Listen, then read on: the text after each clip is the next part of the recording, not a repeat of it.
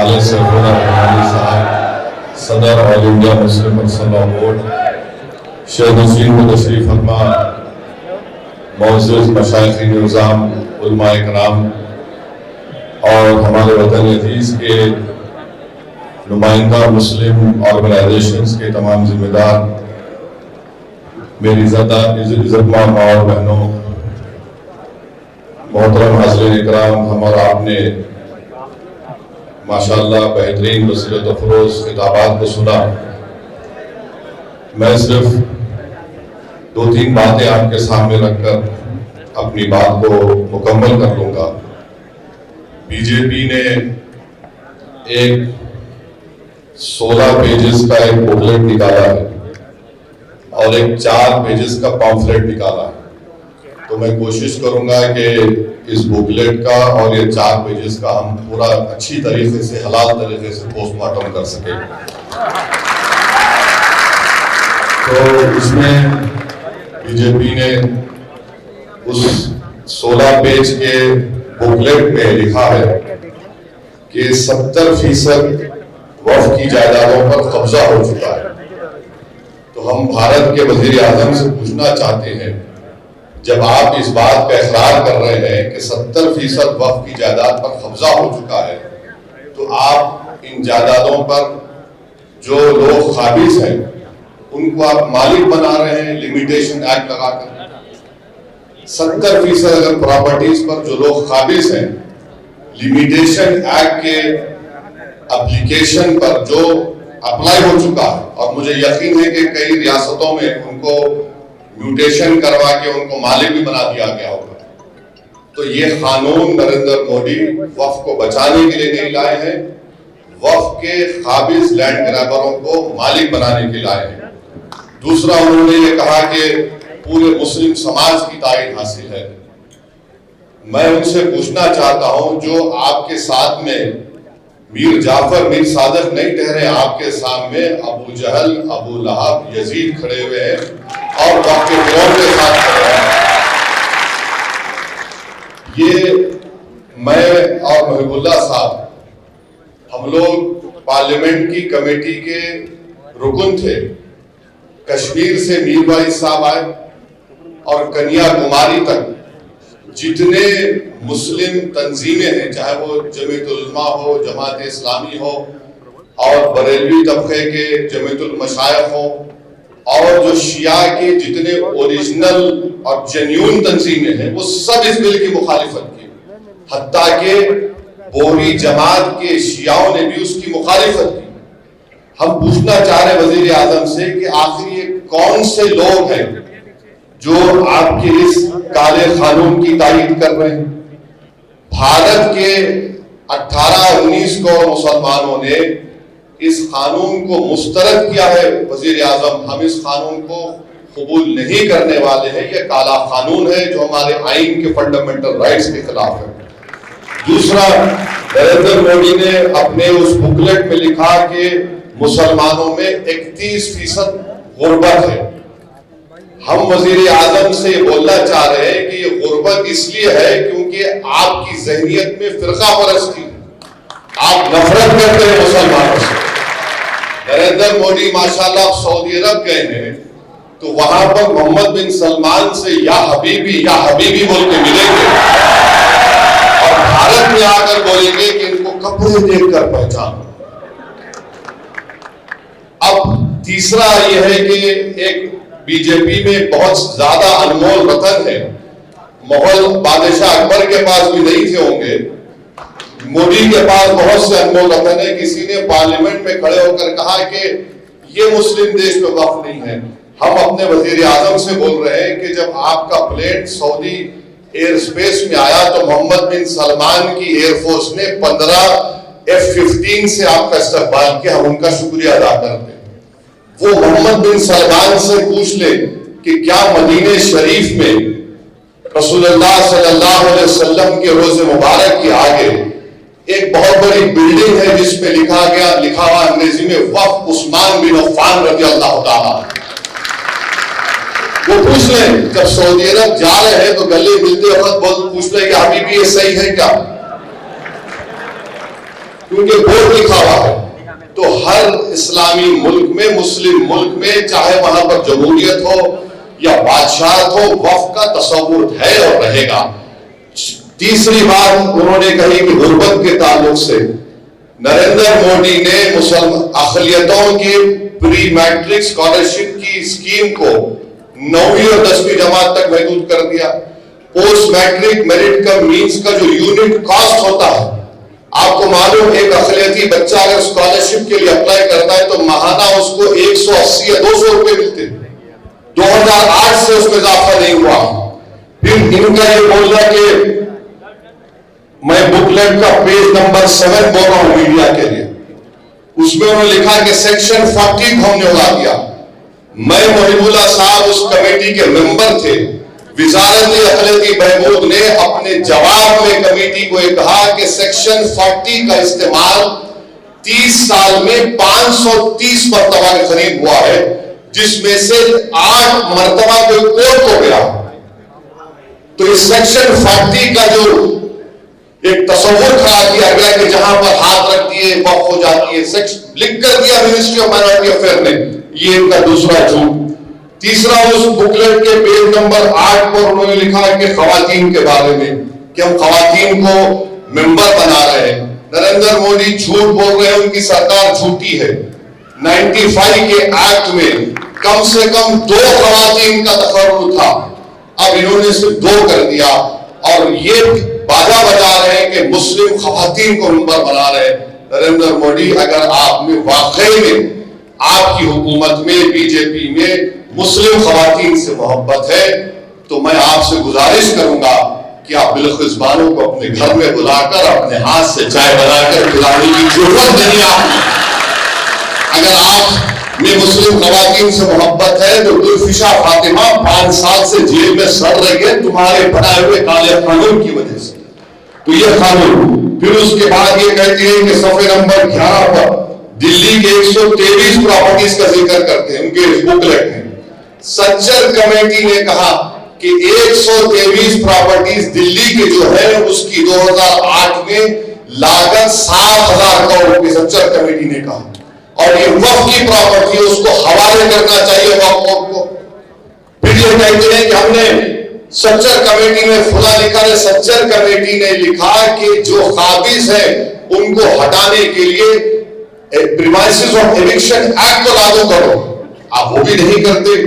پھر اس کے بعد یہ ایگزامپل دے رہے ہیں کہ یہاں قبضہ ہو گیا.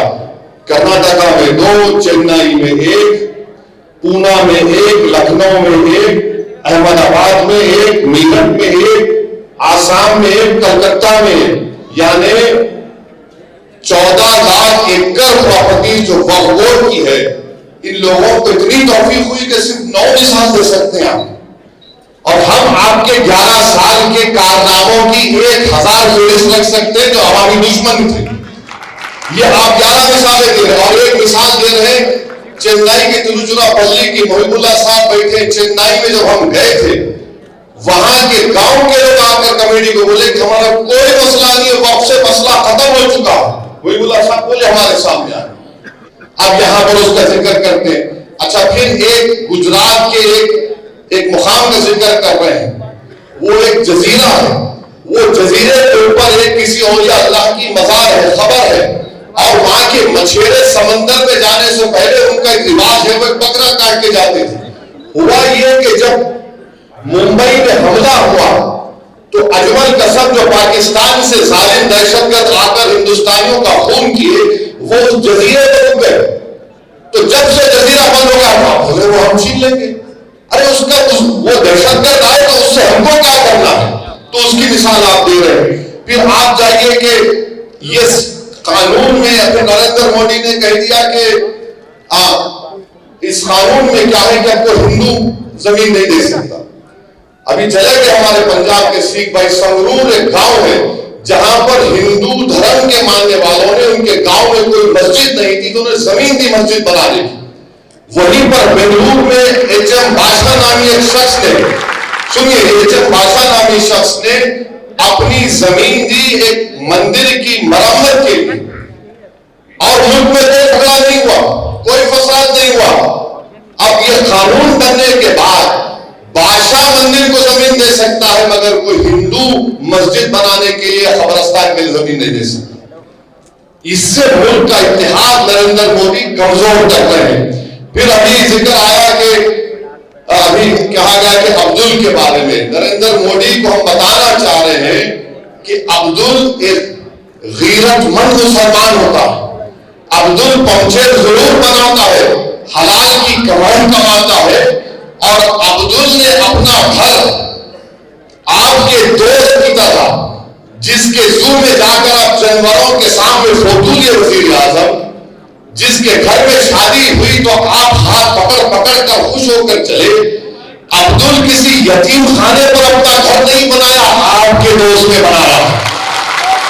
اور اس قانون کے ذریعے سیکشن 2 جو بنایا گیا ہے, بوری لوگ کہہ رہے تھے, ہمارے داؤدی بورا لوگ کہہ رہے تھے کہ سیکشن 2 سے ہم کو وقف سے نکال دیا.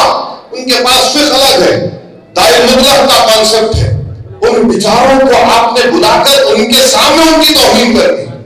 میں پارلیمنٹ میں کھڑے ہو کر کہا کہ آپ تو بوریوں کا نام لے رہے تھے اور آپ بنا دیے ٹرسٹ. یعنی نام بوری کا ہوا مگر فائدہ مکیش بھائی کے منہ میں گلاب جامن چلا گیا. اچھا, آغا خانی کو کیوں ڈالے؟ اس لیے ڈالے کیونکہ آغا خانیوں کا ٹرسٹ تھا جس کو اس شخص نے پوری دنیا میں کہیں پر بھی خرید سکتا تھا اور یتیم خانے بنایا. تو آغا خانی کو ڈال کر, آغا خانی سے محبت نہیں ہے, اس کو فائدہ پہنچانا, اور ان کو فائدہ ہو گیا کیونکہ سیکشن 2 پر کوئی اسٹے نہیں ہے. وہ بھائی صاحب بمبئی میں مالک بن چکے ہیں اور عبدل کے مثال دے رہے ہیں. نریندر مودی, عبدل آپ کا ایک اور دوست ہے جس کے پاس پورے ایئرپورٹ ہیں, عبدل کے پاس تو کچھ بھی نہیں ہے.